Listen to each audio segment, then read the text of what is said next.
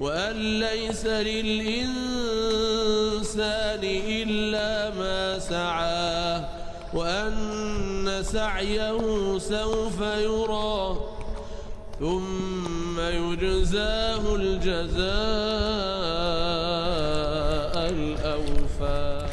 صباح الخير. النهارده خامس يوم واخر يوم معانا في التحدي، فالنهارده ان شاء الله هنتمرن كارديو وكور بسيط. خليكم معانا.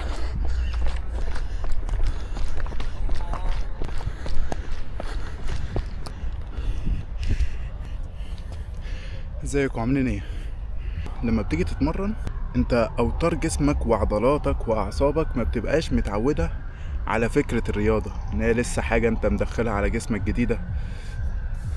ويلا الكاب بتحتاج وقت علشان تتعود على ده، تتعود على الرياضة وتتعود على الشد اللي بيحصل ليها كل يوم. فدي بتيجي مع الوقت، بتعالجها بان انت ما تضغطش على جسمك زيادة وتبدأ واحدة واحدة، وبعد كده بتبدأ ان انت تشد برضو واحدة واحدة. كل حاجة بتيجي بالحب يعني مفيش حاجة بتيجي مرة واحدة كده، هو سلم واحنا بنطلع عليه خطوة خطوة يعني. فالله المستعان. هبدأ تمرين. رب أعني ولا تعن علي، وانصرني ولا تنصر علي، وامكر لي ولا تمكر علي، واهدني ويسر الهدى لي. الله المستعان. يلا بنا نكمل تمرين. وأن إلى ربك المنتهى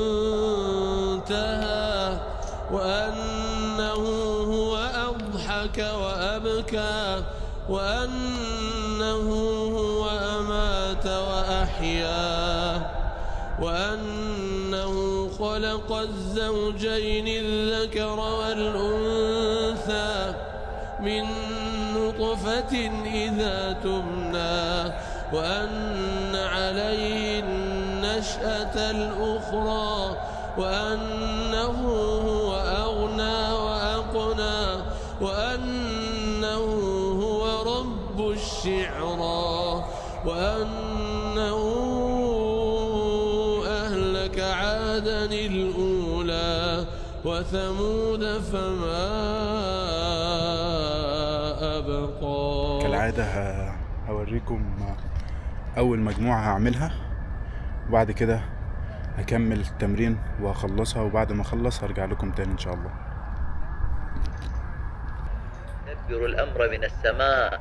الكلية عندك تشتغل ولا تعرف عنها شيء، والبنكرياس يفرز ولا تدري عنه شيء، والمعدة تهضم ولا تدري عنها شيء، وعملية الإبصار تتم ولا تدري عنها شيء، والسماع يتم ولا تدري عنه شيء، واليد هذه تتحرك ولا تدري عنها شيء. تخيل لو أن إنسان أصيب بأعصابه شلل أو ما شابه ذلك، ركبوا له جهاز قالوا تكلم معاه يدك تتحرك حسب الأوامر.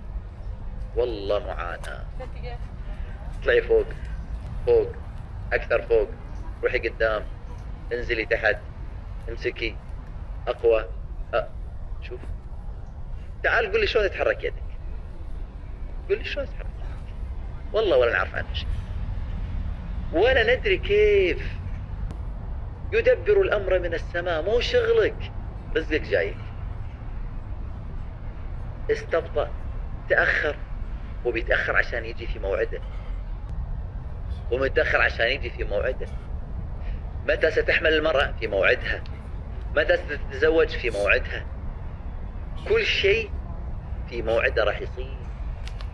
بس انت عندك امر واحد بسيط جدا، وقلب معلق بالسماء وسبب في الارض. بس هذا اللي علينا مش اكثر. الموضوع ما في فلسفة. ها الموضوع ما في فلسفة.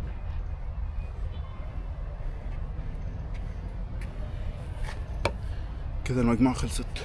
هركز في التمرين وارجع لكم تاني. وفي نهاية آخر يوم ليا في التحدي أحب أقول الحمد لله، الحمد لله على توفيق ربنا ليا، ويا رب يا رب اهديني ويسر الهدى ليا يا رب في كل أموري، وتكون حياتي كلها لطاعتك يا رب ان شاء الله. مبسوط اوي، جوايا طاقة وجوايا فرحة مش طبيعية. 5 ايام رقم قليل، ولكن بالنسبة لي رقم كبير جدا ان انا واظب على حاجة بالشكل ده كل يوم، واضغط على نفسي وممشيش ورا هوايا. ده بالنسبة لي احمد ربنا عليه يعني. رب يجعلني لك شاكرا. الحمد لله الحمد لله. في اخر الفيديو وحاسس ان انا بهدوء خالص بعمل الحاجات اللي انا بحبها في وسط يومي اللي مليان زحمة. لحد هنا وصلنا لنهاية الفيديو. احب اشكر كل واحد اهتم ان هو يكمل الفيديو للاخر. لحد هنا اكون خلصت. اشوفكم ان شاء الله في فيديو جديد وفي تحديات جديدة باذن الله. السلام عليكم. استنى بس يا عم، رايح فين؟ احب برضو ان انا اشوف تعليقك، ولو عندك اي استفسار، عندك سؤال، عندك كلمة تقولها لي تفيدني، يعني اكون سعيد جدا وفرحان جدا بيها يعني. واحب دعمكم، احب ان انتوا تدعموني، احب ان انتوا تشجعوني علشان نكمل مع بعض. ولو حد حابب ان هو يكمل معايا ويبدأ معايا تحديات، يعني ما تنسوش تتابعونا على الانستجرام، بنشر هناك حاجات كتير يعني. السلام عليكم.